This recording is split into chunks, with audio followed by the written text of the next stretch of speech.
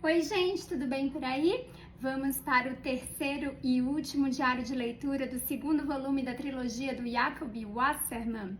Esse segundo volume é intitulado Edsel Andergacht, mas como eu falei para vocês, a primeira parte desse livro é toda destinada a outros personagens, especialmente um médico, o Dr. Kerkoven. E somente na segunda parte do livro é que o personagem Edsel, que protagonizou a trama do primeiro volume, volta a aparecer, claro, trazendo muitas polêmicas. Vamos lá? Eu comentei aqui com vocês algumas vezes que o primeiro volume dessa trilogia, O Processo Mauritius, vai se debruçar sobre o tema justiça, especialmente no âmbito social, no âmbito das leis. O segundo volume, Edsel Andergacht, vai se debruçar sobre o tema consciência moral, e eu já chego lá.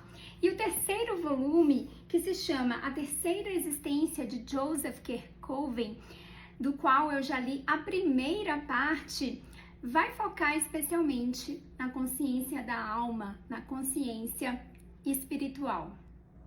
E quando eu comecei a falar da trilogia do Jacob Wasserman, eu levantei um questionamento, se seria esse um romance de formação.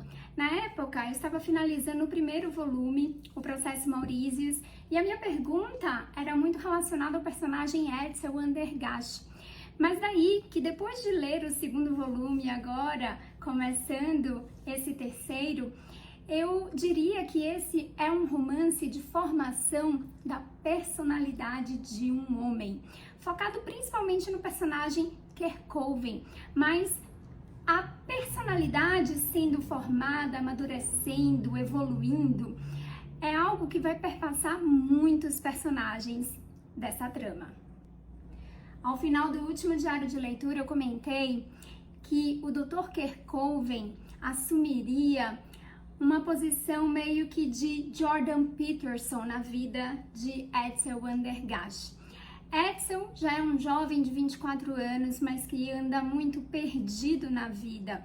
Não sabe o que fazer, não sabe para o que ele tem talento e pelas condições do destino dele, pelas pessoas com quem ele convive, ele acaba por procurar o Dr. Kerkoven, inicialmente para pedir ajuda para essas outras pessoas, mas depois, na verdade, a gente percebe que ali é um grande grito de socorro por alguém que não sabe o que fazer da sua vida.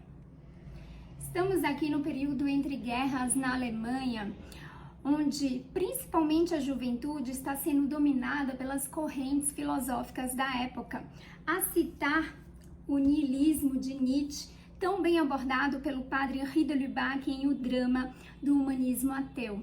Vemos jovens em condições muito desfavoráveis de vida, mas para além disso, jovens que realmente não sabem o que fazer da própria vida e que pensam inclusive em tirar a própria vida. E o Dr. Kerkoven, com todos os seus estudos e uma clínica já muito bem estabelecida, ele começa a perceber e a se aprofundar cada vez mais nesse assunto de que as doenças físicas têm grande relação com as doenças morais do indivíduo e mais com a doença moral que acomete toda uma sociedade. A subversão de valores e a negação de Deus são temas tratados nas grandes obras de Dostoiévski, mas falando especificamente do niilismo, em O Idiota, Dostoiévski já nos mostra uma situação que será cada vez mais frequente em relação aos jovens que desprezam a vida e a humanidade. Algo que a gente também vai ver já no início do século XX com os jovens do volume Edsel Andergacht. Mas eu comentei que o Dr. Kerkoven vai assumir o papel de Jordan Peterson na vida de Edsel. E é um papel exatamente de colocar ordem nessa vida, nessa existência tão desregrada.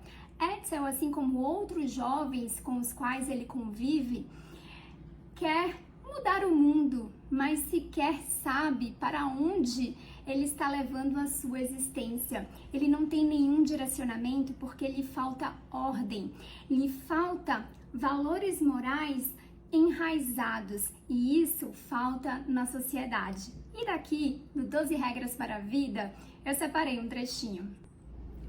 Nunca é demais desvendar a falácia do Rousseau de que o homem nasce puro e é a sociedade que o corrompe. Vamos ao trecho.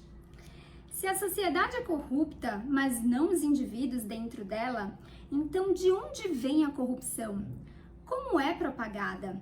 Isso é uma teoria unilateral profundamente ideológica e que serve para fins políticos. Edsel está nessa sociedade onde os indivíduos já foram corrompidos em relação aos seus valores e princípios. Mas o Dr. Kerckhoven vai, de fato, intervir em benefício dessa vida. E eu quero trazer 2 trechos em que o Dr. Kerckhoven mostra com precisão o seu diagnóstico da época em que ele vive e que se aplica muito bem aos dias atuais.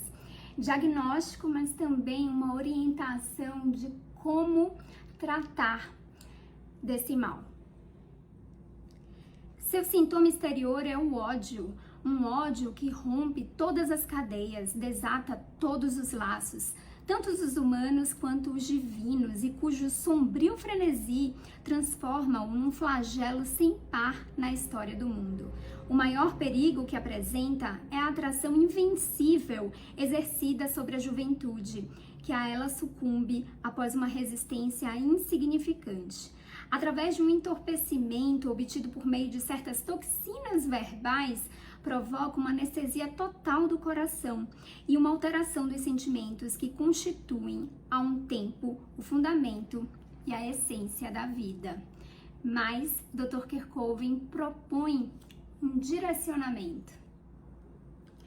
É preciso pôr um freio a essa vida instável que só lhe pode ser funesta.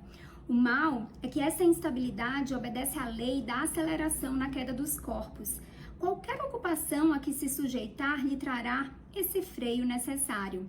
É preciso disciplinar-se. Quem sabe encontrará nisso alguma satisfação. Kerckhoven desenvolve um grande afeto por Edsel e começa a orientá-lo, abrigando-o inclusive dentro da sua própria casa. Muito antes de Edsel tomar consciência da sua situação, Kerckhoven, com seu olhar clínico aguçado, já havia diagnosticado o abismo fundo ao qual Edsel tinha se lançado. Mas numa conversa entre Edsel e Marie, esposa de Kerckhoven, o próprio jovem admite: não tenho a menor ideia do que sou capaz de realizar, daquilo para que tenho disposição, do terreno onde posso ser útil, da categoria a que devo filiar-me e do proveito que isso traria à sociedade. É uma situação insustentável, reconheço, e que também principia a inquietar-me. Que fazer, porém? E é aqui, nessa massa amorfa que é Edsel, que começa a trabalhar Kerckhoven, quase como demiurgo, forjando uma nova personalidade. Porém, nessa jornada de se dedicar tanto aos outros, especialmente a Edsel Andergast, Kerckhoven deixa de lado a sua própria vida, deixa de refletir sobre as suas questões, deixa de lado o casamento, os filhos, e isso terá consequências graves na sua existência.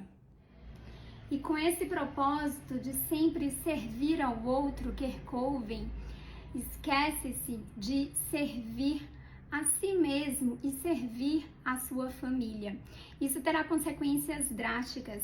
E um acontecimento que eu antecipei, mas que eu não contarei para não ser um grande spoiler, Kerckhoven será apunhalado pelas costas. Terá uma ferida grande no seu íntimo, naquilo que tem de mais precioso, que é a confiança no outro.